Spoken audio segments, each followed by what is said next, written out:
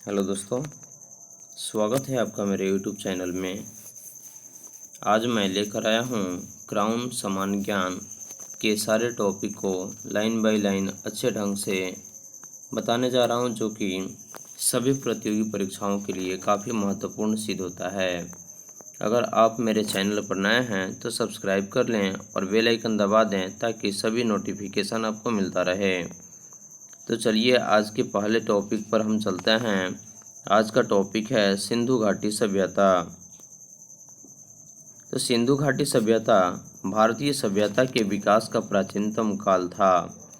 सिंधु घाटी सभ्यता को हड़प्पा संस्कृति भी कहा जाता है, क्योंकि सर जॉन मार्शल के निर्देश पर राय बहादुर दयाराम साहनी ने 1921 में हड़प्पा की खुदाई करवाकर इस सभ्यता पर प्रकाश डाला। सिंधु घाटी सभ्यता प्राक-ऐतिहासिक एवं कांस्यकालीन थी। यह भारत की प्रथम नगरीय सभ्यता थी।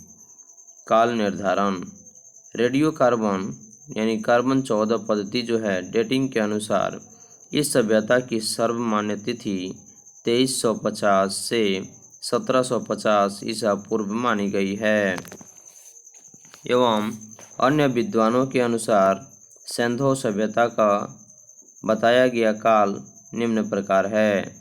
जैसे सर मार्टिमर व्हीलर के अनुसार सिंधु सभ्यता का जो समय है वह 2500 से 1500 ईसा पूर्व है। बुली के अनुसार 2800 ईसा पूर्व, जबकि सर जॉन मार्शल के अनुसार 3250 से 2750 ईसा पूर्व यह सिंधु सभ्यता को बताया गया है। डीपी अग्रवाल जिनके अनुसार 2350 से 1750 ईसा पूर्व बताया गया है, जबकि अल्विन के अनुसार 2150 से 1750 ईसा पूर्व तक बताया गया है। अगला टॉपिक है सिंधु सभ्यता का काल। तो सबसे पहले पूर्व हड़प्पा काल, जिसका समय काल 3500 से 2600 ईसा पूर्व, कोटदीजी, दम्बसा-दात, आमरीनाल, सिसवल।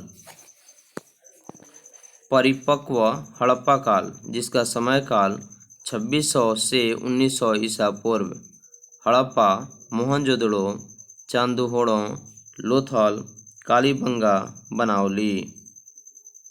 उत्तर सभ्यता का काल 1900 से 1300 ईसा पूर्व, रंगपुर, रोजदी जो कि गुजरात में स्थित है, राखीगढ़ी हरियाणा में है। विस्तार: सिंधु सभ्यता का विस्तार भारत एवं पाकिस्तान में लगभग 1500 स्थलों पर पाया गया है। यह समूचा क्षेत्र त्रिभुज के आकार का है। इस सभ्यता का कुल क्षेत्रफल 12,99,600 वर्ग किलोमीटर है।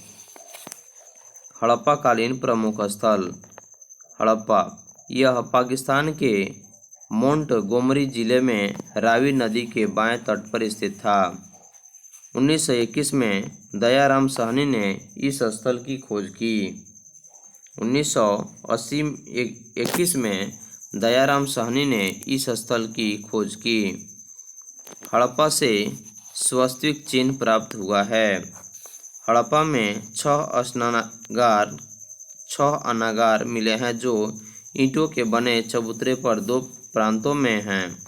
प्रत्येक की लंबाई 15.23 मीटर एवं चौड़ाई 6.09 मीटर है। यहाँ फर्श की दरारों में गेहूं और जौ के दाने मिले हैं। सिंधु सभ्यता के प्रमुख स्थल पर एक दृष्टि में: प्रमुख स्थल जैसे कि हड़प्पा के उत्खननकर्ता जो हैं दयाराम साहनी, और हड़प्पा की जो खुदाई हुई थी उत्खनन वर्ष 1921 है। रावी नदी के तट पर मोंटगोमरी पंजाब पाकिस्तान में स्थित है। प्रमुख स्थल मोहनजोदड़ो, जिसके उत्खननकर्ता राखालदास बनर्जी हैं, और उत्खनन वर्ष 1922। सिंधु नदी के किनारे लरकाना जिला प्रांत सिंध पाकिस्तान में स्थित है। जो कि वर्तमान क्षेत्र है। सुत का गेंडोर प्रमुख स्थल है, जिसके उत्खननकर्ता आरएल स्टाइन हैं, जो उत्खनन 1927 में किए थे और यह दास के नदी के किनारे स्थित है। वर्तमान क्षेत्र बलूचिस्तान, जो कि पाकिस्तान में स्थित है। चंदूहोड़ो प्रमुख स्थल है, जिसके उत्खननकर्ता गोपाल मजुमदार हैं और यह उत्खनन वर्ष 1921 में हुई, जो कि सिंधु नदी के किनारे स्थित है और यह सिंध पाकिस्तान में, जो कि वर्तमान क्षेत्र है। कालीबंगा बीके थापड़वाल ब्रिजवासी लाल इसके उत्खनन करता हैं और यह 1953 में उत्खनन हुआ था और यह कालीबंगा घग्गर नदी के किनारे स्थित है और यह वर्तमान क्षेत्र हनुमानगढ़, जो कि राजस्थान में स्थित है। कालीबंगा के उत्खननकर्ता बीके थापर व ब्रिजवासी लाल दो व्यक्तियों ने मिलकर के इसके उत्खनन कराया था। कोटदीजी प्रमुख स्थल है, जिसके उत्खननकर्ता फजल अहमद हैं, जिसका उत्खनन वर्ष 1953 सिंधु नदी के किनारे, यह वर्तमान शहर खैरपुर सिंध पाकिस्तान में स्थित है। प्रमुख स्थल रंगपुर, जिसके उत्खननकर्ता रंगनाथ राव हैं और यह उत्खनन वर्ष 1953 से 54, जो मादर नदी के किनारे है, और काठियावाड़, जो कि गुजरात में वर्तमान क्षेत्र से संबंधित है। रोपड़ प्रमुख स्थल यज्ञदत्त शर्मा इसके उत्खनन करता हैं और उत्खनन वर्ष 1953 से 56 तक यह सतलज नदी के किनारे है, जो कि वर्तमान में रोपड़ पंजाब में स्थित है। लोथल, जिसके उत्खननकर्ता रंगनाथ राव हैं और यह उत्खनन वर्ष 1957 से 58, जो कि भोगवा नदी के किनारे है और यह वर्तमान शहर अहमदाबाद, जो कि गुजरात में स्थित है। आलमगीरपुर, जिसके उत्खननकर्ता यज्ञदत्त शर्मा हैं और यह उत्खनन वर्ष 1958 में हुई थी और हिंडन नदी के किनारे है, जो कि मेरठ उत्तर प्रदेश में स्थित है।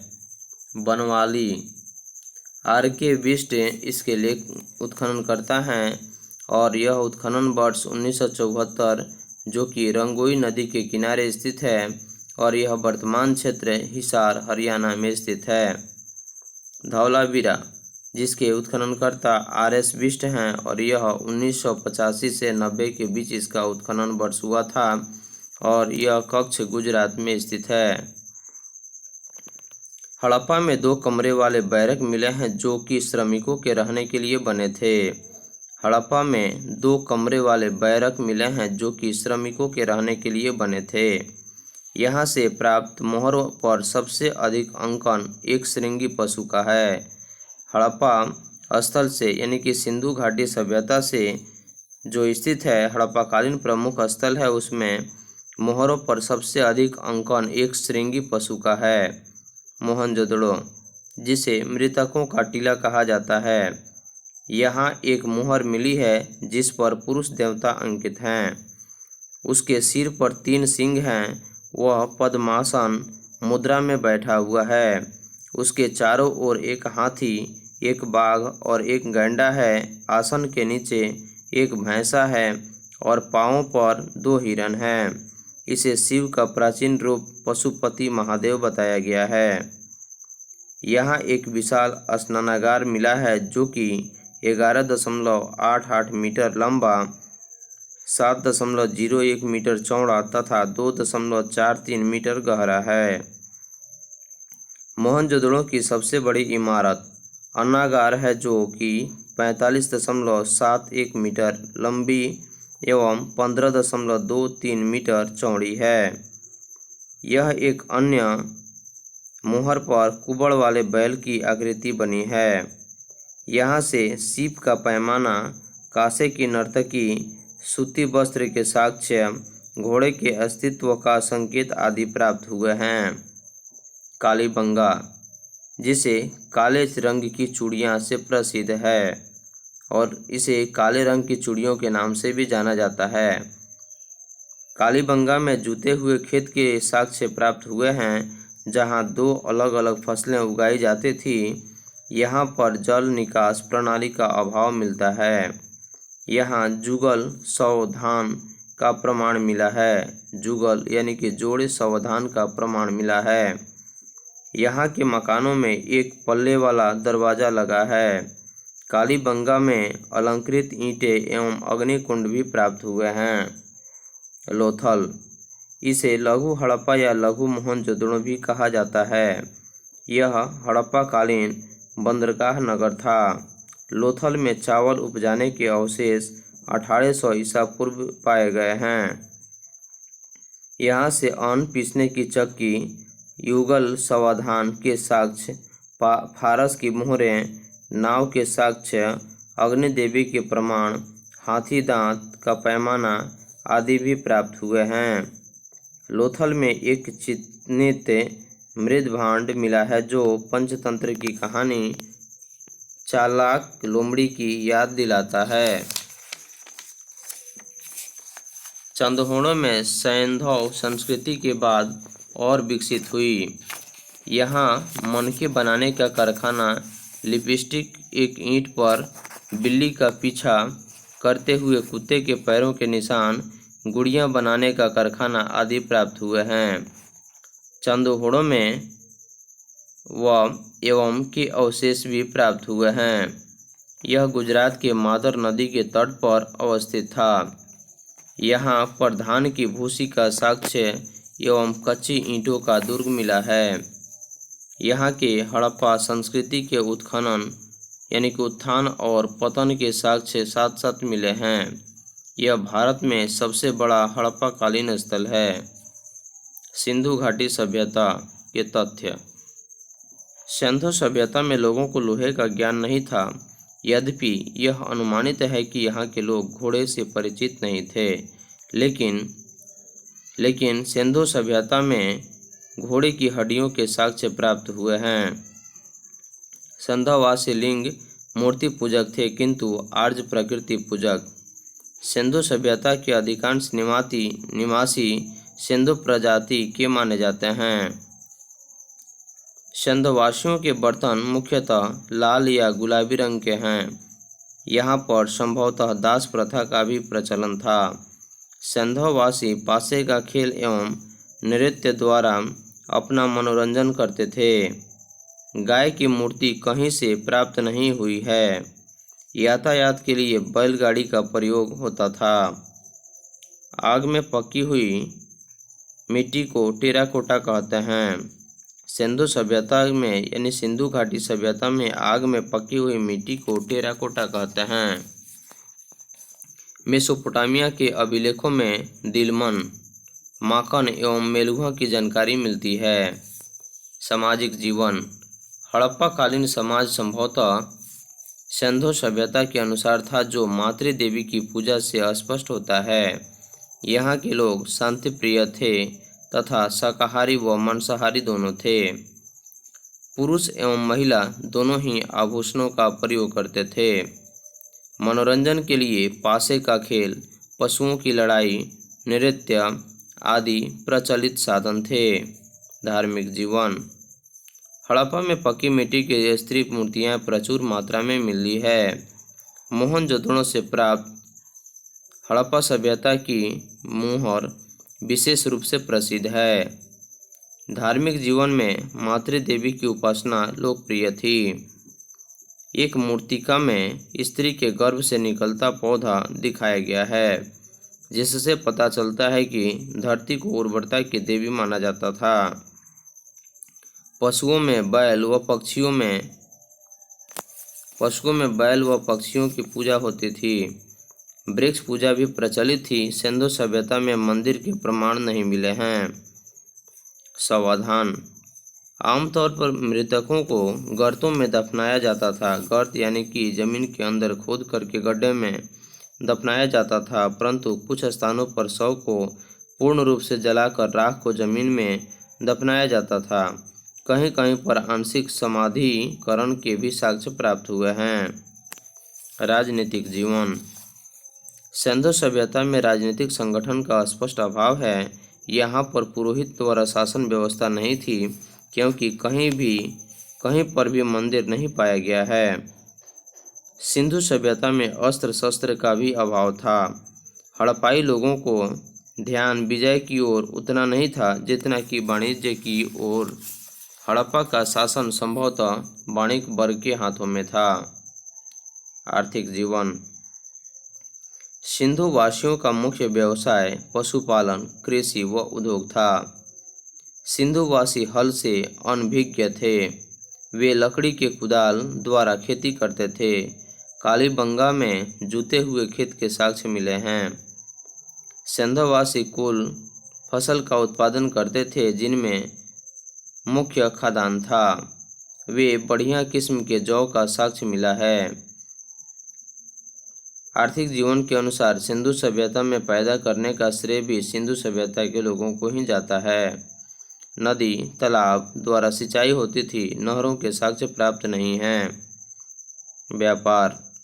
वस्त्र उद्योग सिंधुवासियों का प्रमुख उद्योग था, जिसका प्रमुख केंद्र मोहनजोदड़ो था। सिंधुवासी सूती एवं ऊनी वस्त्रों का प्रयोग करते थे। चंदहोड़ों व लोथल से गुड़िया व मनका बनाने का साक्ष्य मिला है। व्यापार वाणिज्य पर आधारित था। इनकी समृद्धि व्यापार पर थी। सिंधुवासियों का विदेशी व्यापार इराक, ईरान, बहरीन, मिस्र से होता था।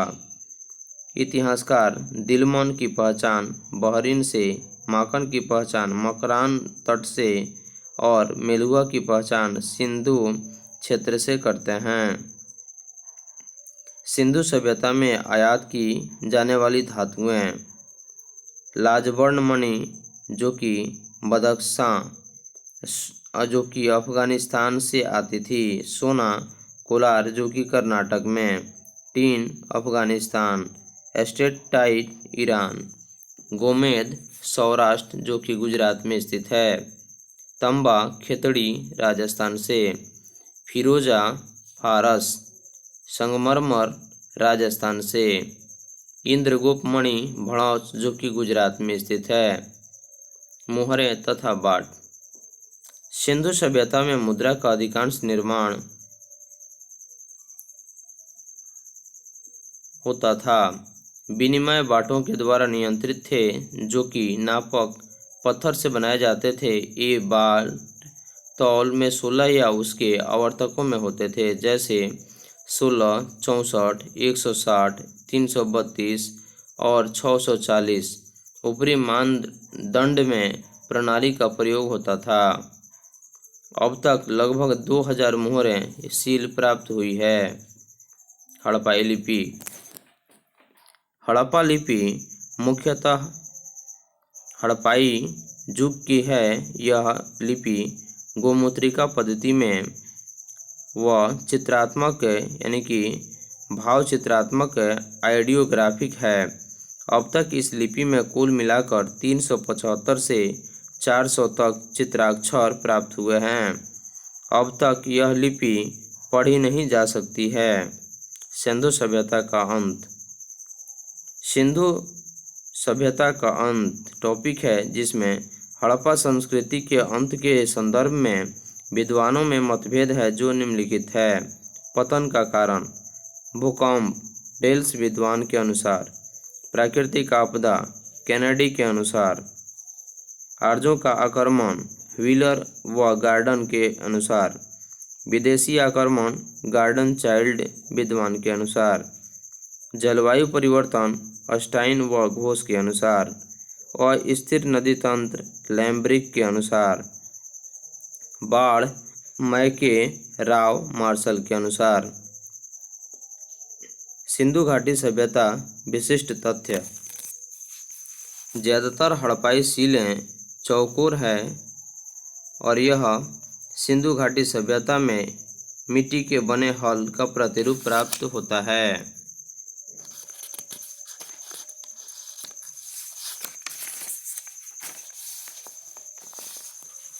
रंगपुर के बाजरे की खेती का प्रमाण। मिलता है। सिंधु संस्कृति की सबसे महत्वपूर्ण विशेषता उसकी नगर योजना थी, जो ग्रिड पद्धति पर आधारित थी। सिंधु घाटी सभ्यता की सिंधु संस्कृति की जो सबसे महत्वपूर्ण विशेषता थी वह ग्रिड पद्धति पर नगर योजना थी। आलमगीरपुर से एक भी मोहर नहीं मिली है। सरस्वती जहाँ बहती थी अब लुप्त वह क्षेत्र बिनसन कहलाता था, यानी कि सरस्वती जहाँ से गुजरती थी वह स्थान आजकल लुप्त हो गया है और उस क्षेत्र को बिनसन के नाम से जाना जाता था। हड़प्पा कालीन नगरों को आयताकार खंडों में बांटा गया था। सुतका गैंडोर व सुरकोतदा समुद्र तटीय नगर थे। सिंधव वासियों के निवास स्थल के अंतर्गत दुर्ग पश्चिम दिशा में व बस्ती पूर्व दिशा में होते थे। घरों के दरवाजे एवं खिड़कियां मुख्य सड़क की ओर न खुलकर पीछे की ओर खुलते थे। केवल लोथल में दरवाजे मुख्य सड़क की ओर खुलते थे। अलेक्जेंडर कनिंघम को भारतीय पुरातत्व का जनक कहा जाता है। अलेक्जेंडर कनिंघम को भारतीय पुरातत्व का जनक कहा जाता है।